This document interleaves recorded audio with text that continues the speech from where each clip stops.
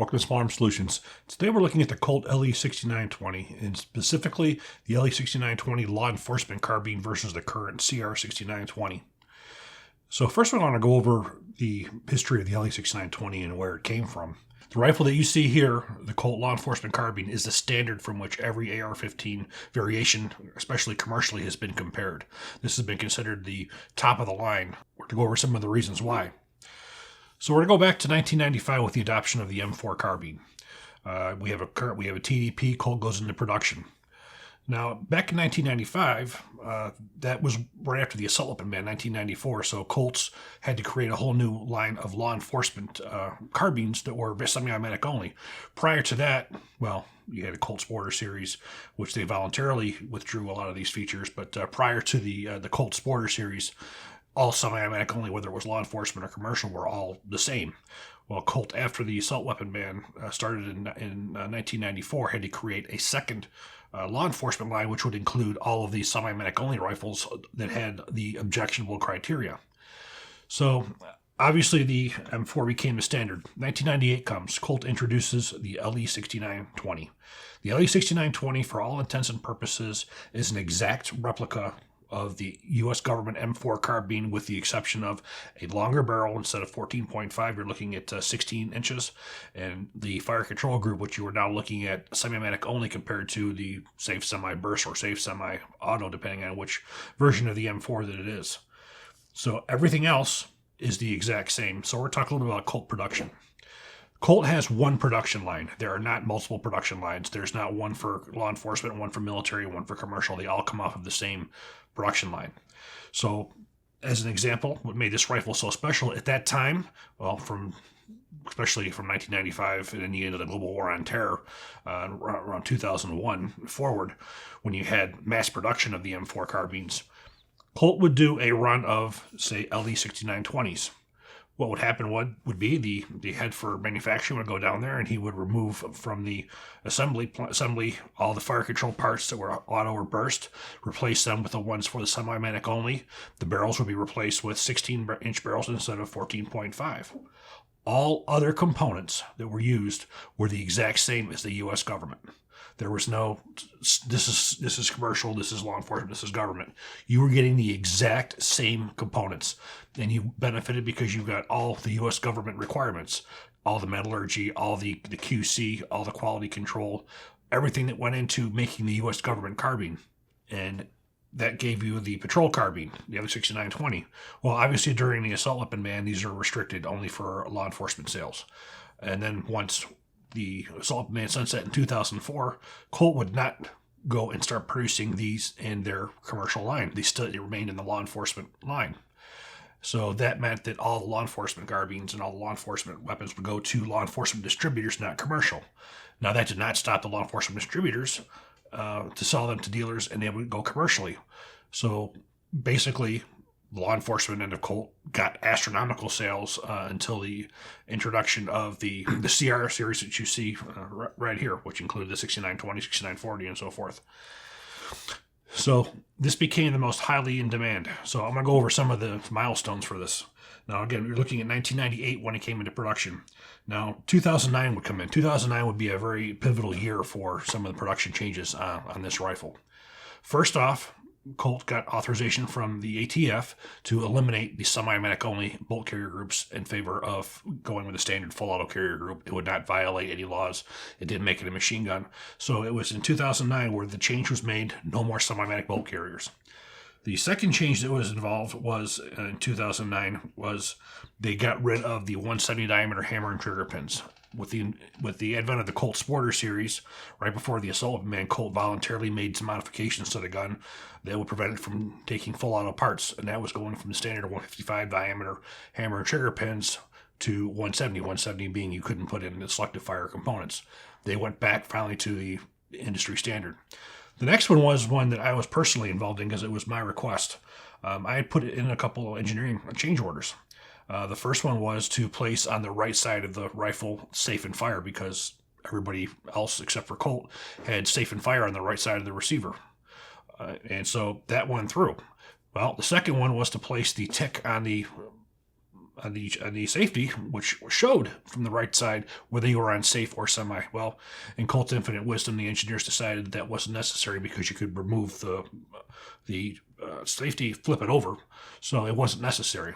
Well, unfortunately, this latest version of the CR6920 that I've seen that was manufactured in 2021, they finally had changed that. So those are some of the very big pivotal changes. In 2016 was another big change. This was a change where Colt and all the U.S. government contractors went from their factory codes, in Colt's case the C, to the cage code, which in Colt's case is 13629. So where you normally would see the C on the rifles, which we're going to be going over before we go into detail of the rifle, you would now see the cage code of 13629. Now, looking at the models that were presented. Now, again, the models were all the Colt law enforcement line. So you had LE6920, which is what you see here, a 16-inch barrel. Then you had the LE6920 H-bar, or heavy barrel, AR. And that had the M4 SOCOM profile barrel. Now, the first ones of those were bought specifically by Specialized Armament Warehouse. That was Ken Elmore. So the first run of those Colt law enforcement carbine LE6921 H-bar went to Ken Elmore. Much later on, like over the last probably 5 years, you saw that come back in the SOCOM. Of course, they went with a modified 14.5-inch barrel with a longer suppressor, longer compensator that was pinned in place. Then you had the LE6921. The LE6921 was an SBR.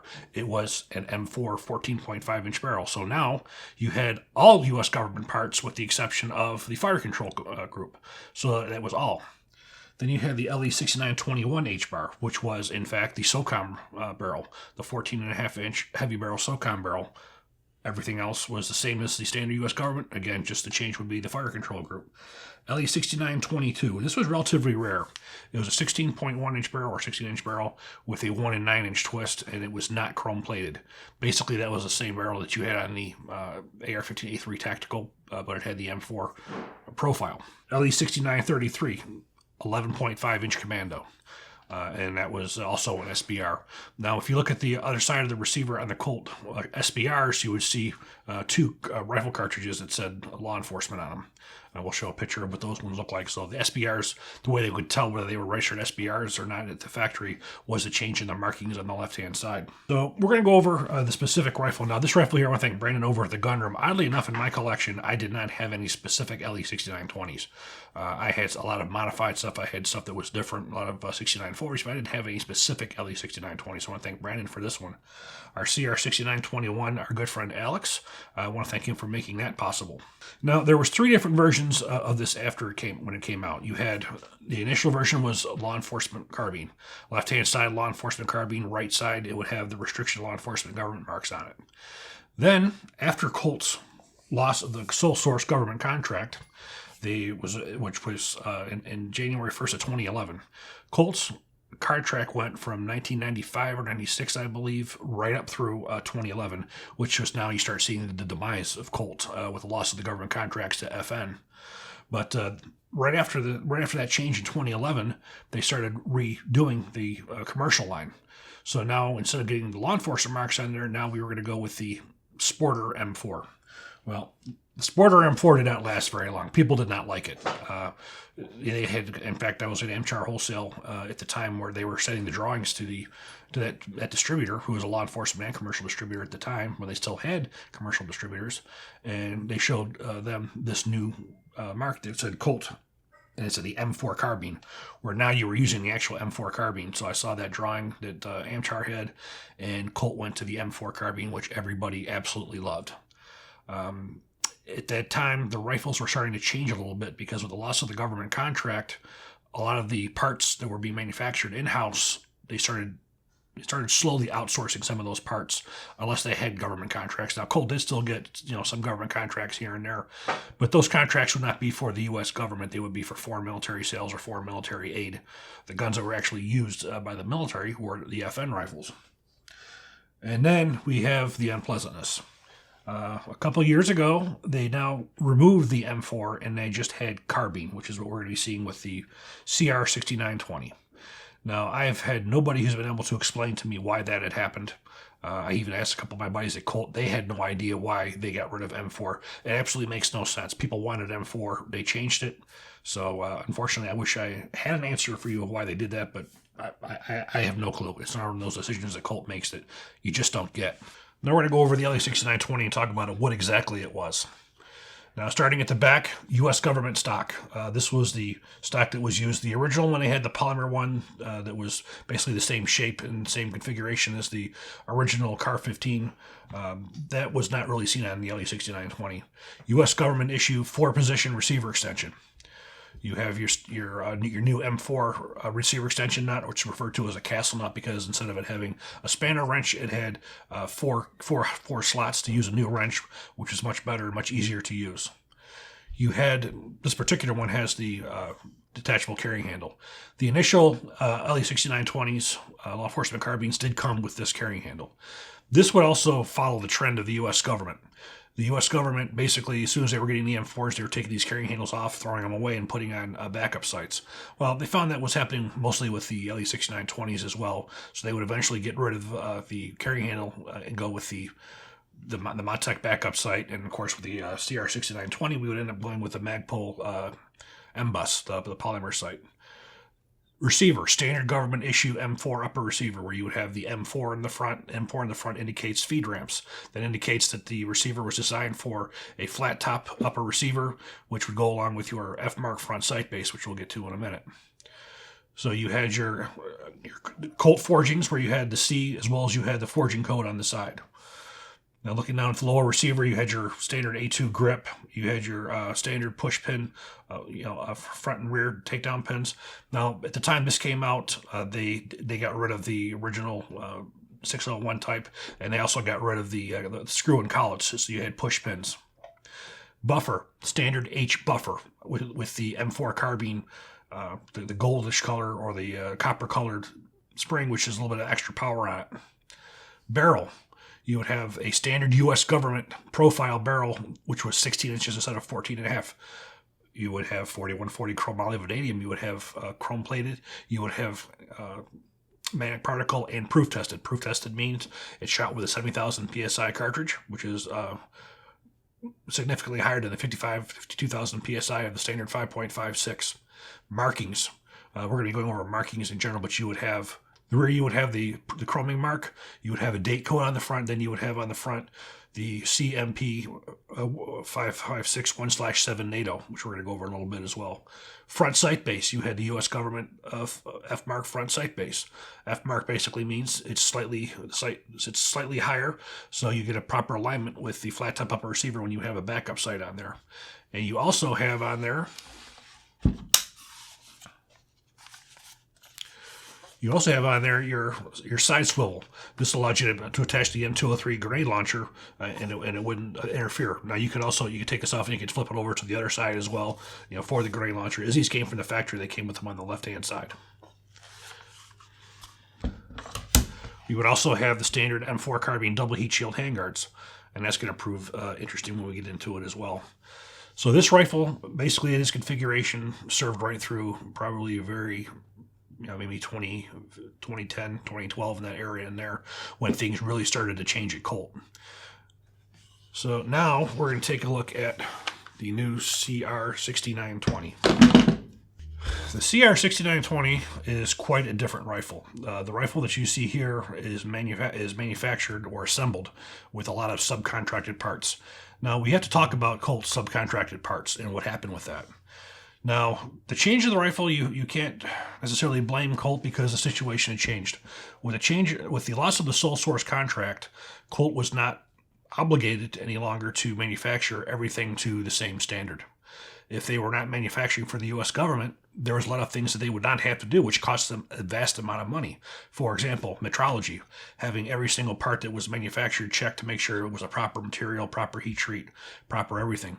For the U.S. government contracts, for instance, they would have to check the barrel to make sure it was the material that was provided was the exact same. They would have to check the aluminum to be sure that the forgings met the 7075 T6, make sure the gas tubes met the print. Every part that came in from a subcontractor had to be checked, and all materials had to be checked. And then, of course, you had your government testing after that, which would be interchangeability, durability, 6,000 round endurance test, and then you would have 6 rifles that you would take apart from the same lot, throw them in a bin, and then you manufacture a rifle, assemble them from parts from each bin to build rifles, to check for interchangeability and so forth. And also the manufacturing of the parts internally. Well, the reason why Colt would manufacture the main parts internally, which would include the barrel, the front sight base, the bolt carrier, upper receiver. The reason they would do this is because those are the critical parts to make sure if they fit together properly, that ensures your reliability.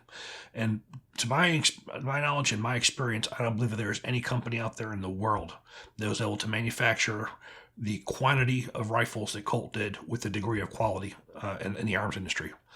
Colt was very gifted at being able to mass produce in such high quality that it was really second to none. So a lot had changed with the CR6920 because with the loss of those contracts, they didn't have to do that. And as their financial situation got worse, they began to outsource more and more parts. So when you take a look at this rifle compared to the original rifle, you're going to see quite a different rifle.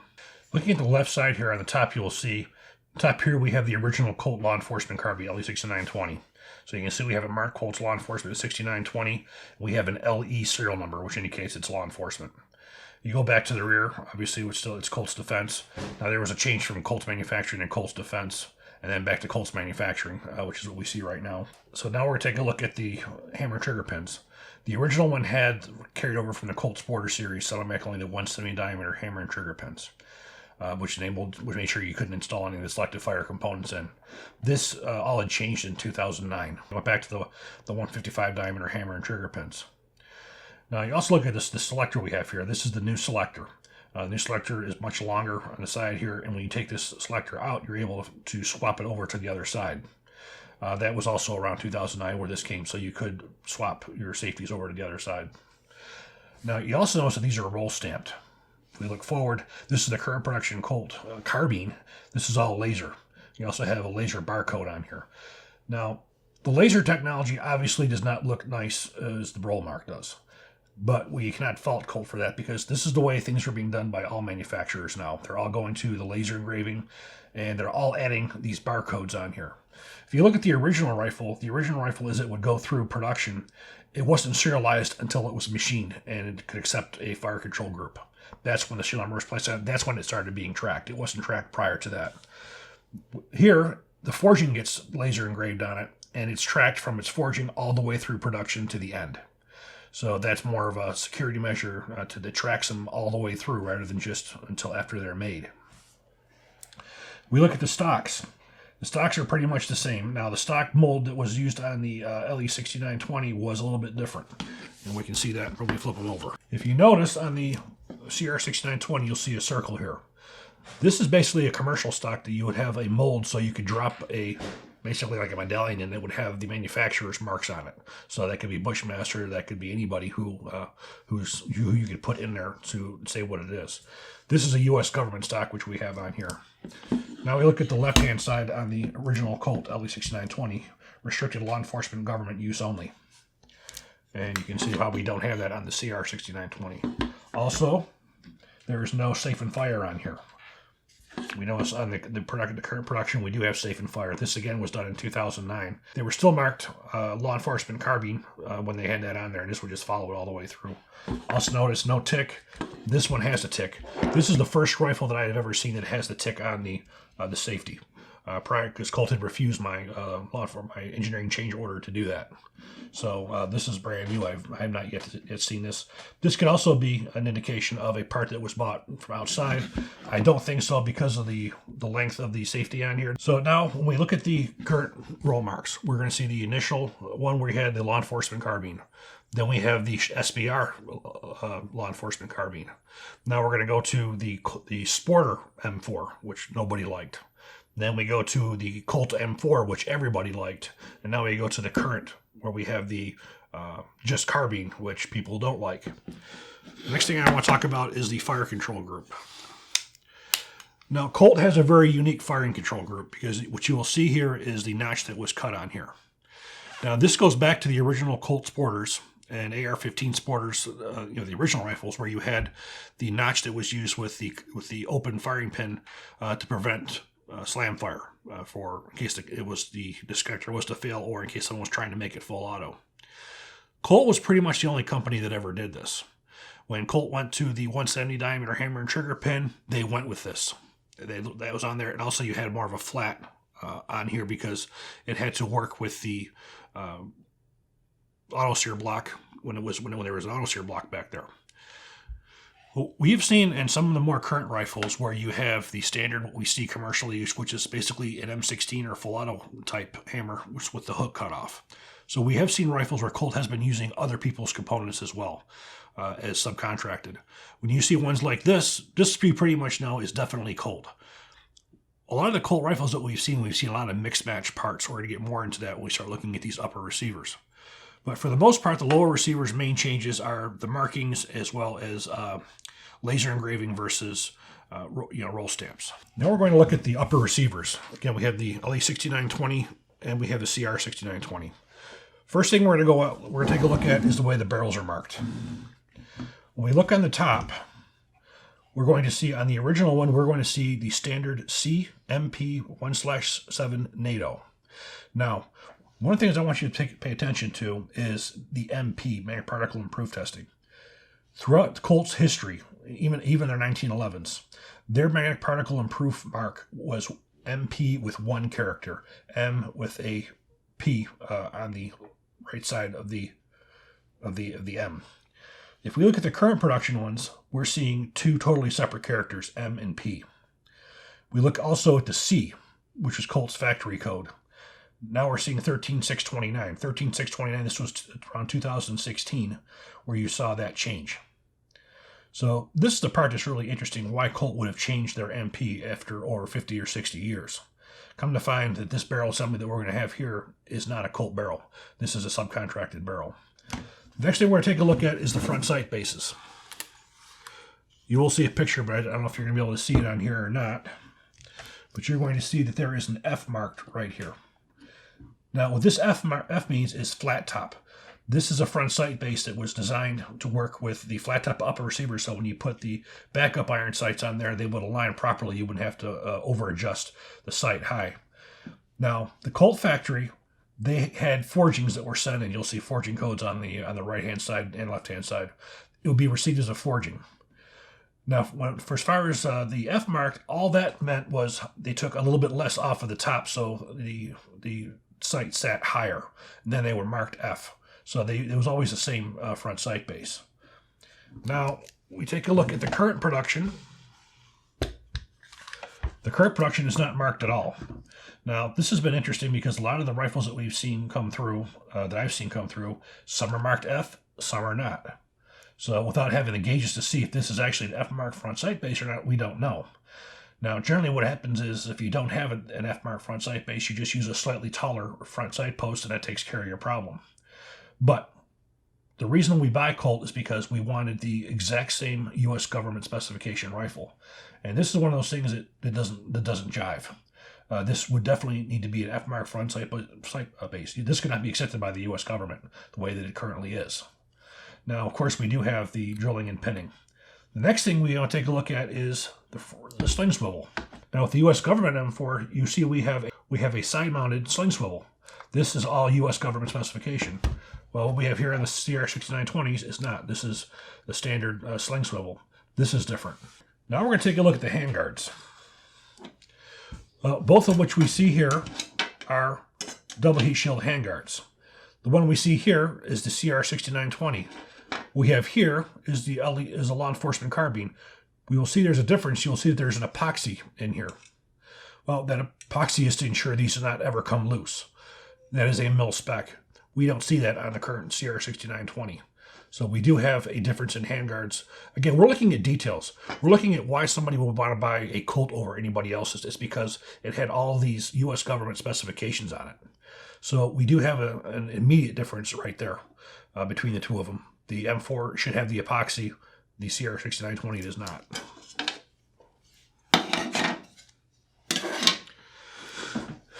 Now we take a look at the barrels. Looking at the U.S. government barrel, the law enforcement carbine we have right here, which I doubt you'll be able to see, but we'll have a picture. You have the chrome plating mark. This is a proof mark that states that the barrel has been chrome plated. And then we have on the front right here, we have a date code. All U.S. government guns will have a date code on there as well. CR6920, we have no chrome mark. We have no date code. We do have an R stamped on here. R is a indication that this is a subcontracted barrel to Roscoe. This is not a barrel that's manufactured by Colt. This is a subcontracted barrel. Now, I've seen two. I've seen a W on there, which would be Wilson, and I've seen R, which is Roscoe. There could be other ones, I'm not sure. Now, there are rumors that these guys do overrun for Colts, but from the information that I'm getting right now, that Colt does not have a barrel line really at all. That everything that they have is subcontracted out. So again, you're missing all of the marks, which made this very, very special. Now we look at the upper receiver. As you see the front here, you will see a marking that says M4. That indicates that this is a M4 carbine upper receiver, which has cuts for extended feed ramps. This would only be used on the M4 carbine that would utilize the M4 feed ramps as well as the front sight base that's higher. If you were to have an M16A4, you would not have the M4 marks on there, and you would not have the feed ramps because they're not used on the M4. So you would have a separate flat top upper receiver for the 20-inch barrel. But for the M4 carbine, you will have feed ramps, and you will have the M4 mark there for the front sight post. Look at the CR6920. We do not have an M4 on here. We do have extended feed ramps, but this is not an upper receiver that can be used for a government contract because the government contract requires M4 on there, so the government can, so the military with spare parts can identify a rifle upper receiver from a carbine upper receiver. So that's different. Now we look at forging codes. When we look at the LE6920, we'll see a C on there. Now that C could be a couple different ways. It could be part of the forging, which means it would sit outward, a C, or you would see an engraved C. That indicates that it's a Colt forging or a Colt upper receiver. If that was FN, you would see an F on here. It's required. Then you would have your forging code. And there's any number of forging codes that can be used because all the manufacturers use the same forging companies. You look at the current CR6920, there is no factory code in there at all. Now, current ones, you will see Colt's 13629 cage code as well, since the C is now gone. So you will see a 13629, which some receivers you'll see will have that. This particular one doesn't. What this really goes to show is there's a big inconsistency in the parts that are used on the current rifles because they're not all made at Colt. It's not like the LE6920 law enforcement carbine. It was using all U.S. government parts. It was all the same. You may have different forging codes because they come from different places, but you'll always have a C on there that identifies it as a Colt that it's suitable for U.S. government. So that's the difference that you will see as well. And of course, the backup sights. I mean, this is a commercial Magpul M-bus, and you would have the original LE6920s would have had the carrying handle, and then you would go down to the Motec backup sight. Now we're going to take a look at the bolt carrier groups. Bolt carriers are very, very specific the way they have to be marked for the U.S. government. They have to be marked on the left-hand side with the manufacturer's code, which would be C. F would be FN. Then you would have J or A or whoever else that government contractor was who made it. Current production. The CR6920 has a C on there, but this is not a C that you would normally see. The Colts would be either roll stamped or it would have like a pin punch or a dot matrix on there. These look like they're not even full C's. They look like they were put on by hand. They're not concentric. They look rather strange. So I would have a hard time believing that this was a bolt carrier that was made at Colt. This is probably a Microbest or somebody else. So now when we take them apart. Now also you would find in Colt rifles, even whether they're military or law enforcement or commercial, you'll find Dymaco ones, which you'll have the Demtech D on the side. Now that's also correct because Colt used those as subcontracted parts. And those are all made to TDP, probably even more stringent than Colt's.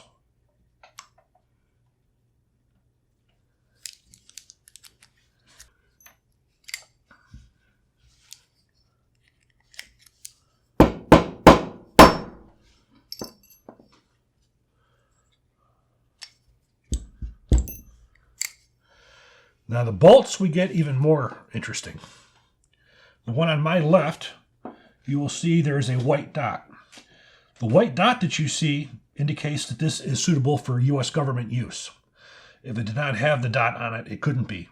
Now, these would be found in everything, law enforcement, commercial, and military. And they would all be marked the same way. You will not see it here, but you'll see it in a picture. It says MPC.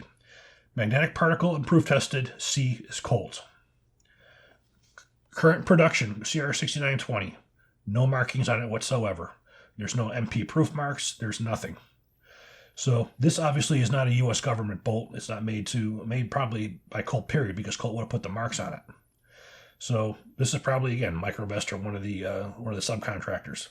MPC is very, very important. There's a couple different ways this is marked as well. Colt has had, on rare occasion, bolts that would not meet U.S. government specifications for some small reason that would have nothing to do with their function, but something minor. And you would see just a large C on there. C would be for commercial, and they would sell those in their law enforcement commercial guns. There wouldn't be anything wrong with them for as far as function. It's just there was something very, very small that there was no reason they couldn't be used. But that was very, very rare. 99% of the time, the bolt carriers that were produced and they were put in the assembly area at Colt, they had no idea what guns they were going in. They could be going in anything. They had a big pile of them on there on Monday. They're making M4s. Tuesday, they're making LE6920s. They're pulling them from that exact same pile. So again, this is showing specifically that we have subcontracted parts versus Colt. Now I want to take a look at the extractors, because the extractors make a difference as well.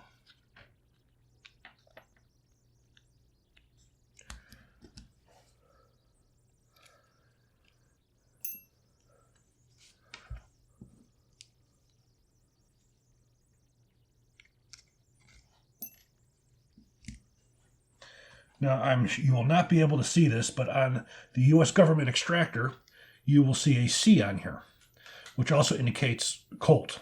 Now, Colt did make extractors in-house. Now, the one you're seeing here from the CR6920 has nothing.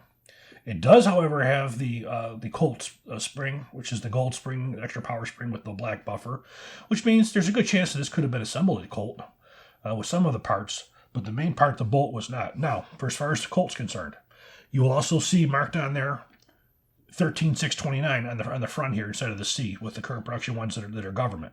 So you will see that. So basically what this shows you is the bolts carriers you're getting are not Colt either.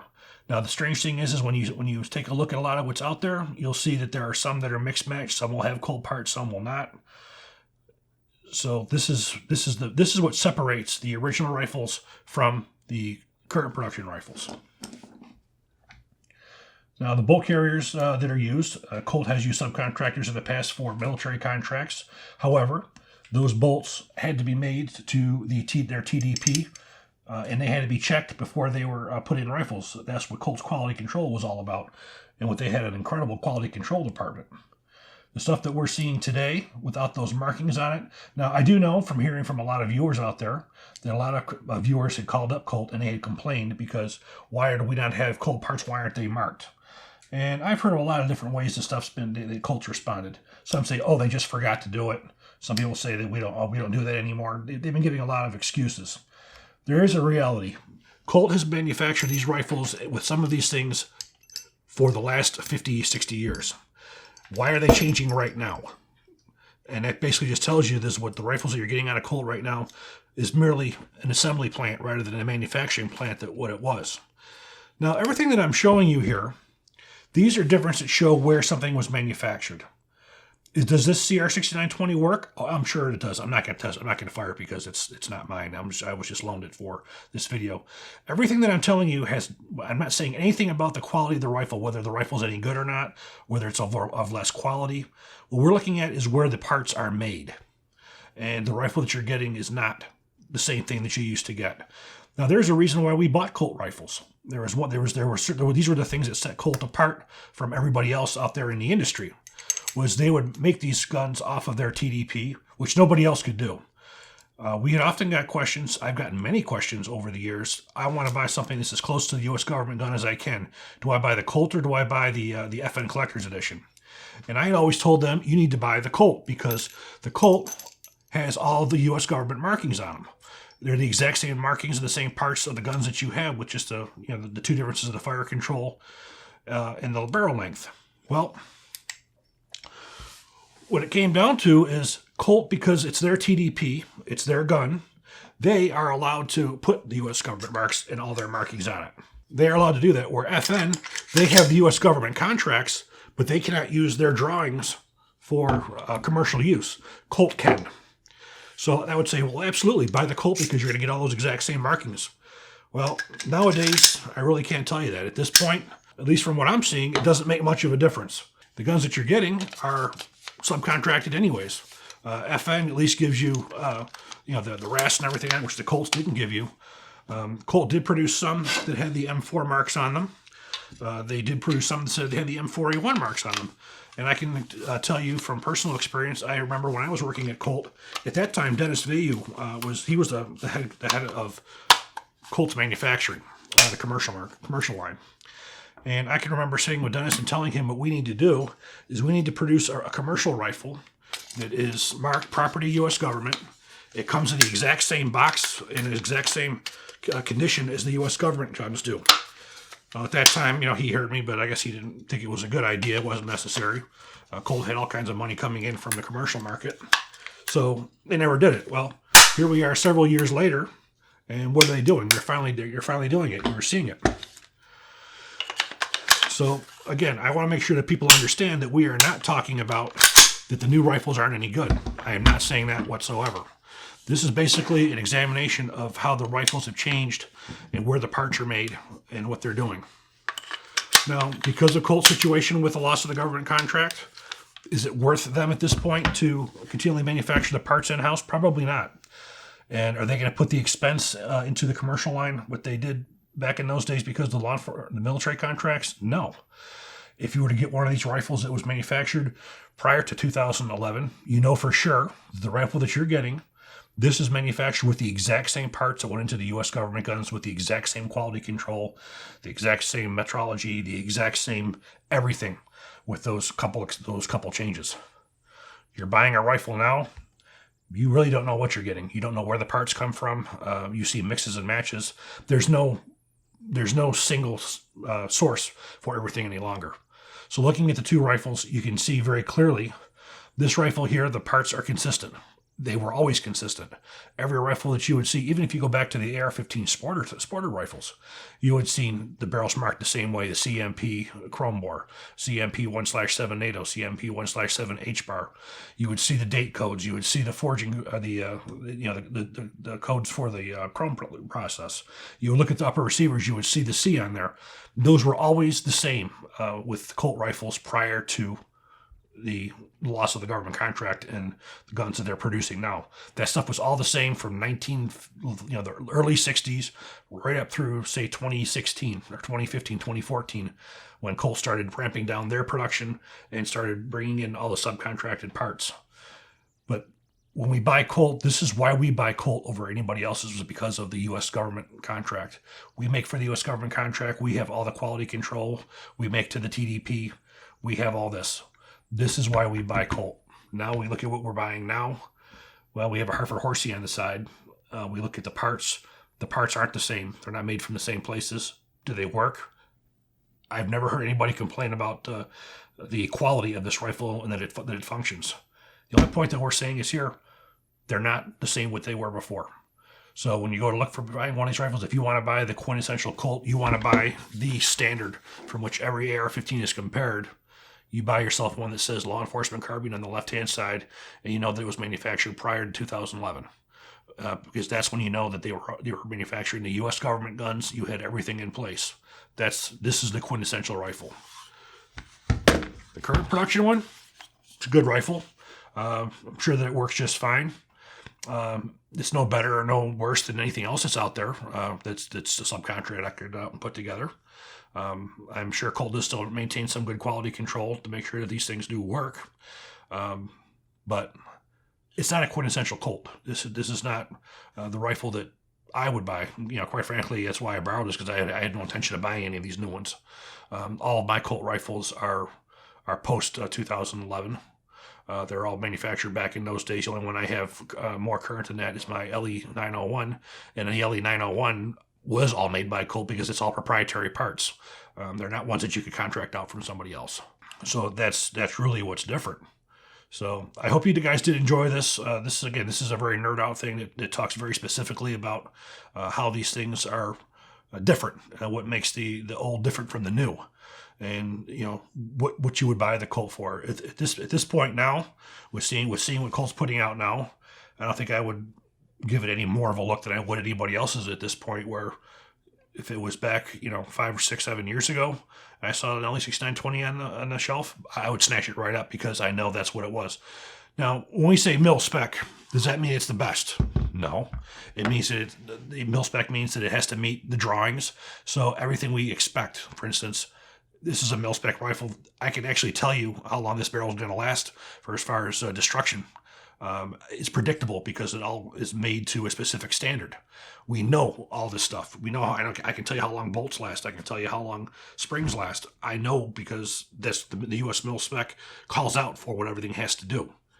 This one here, different parts, no idea. I couldn't tell you any of that stuff. So that's where the real difference is. I hope you did enjoy this video. If you do, please click like, please subscribe, and even better, share. And please consider being part of our Patreon. We are a viewer-funded channel.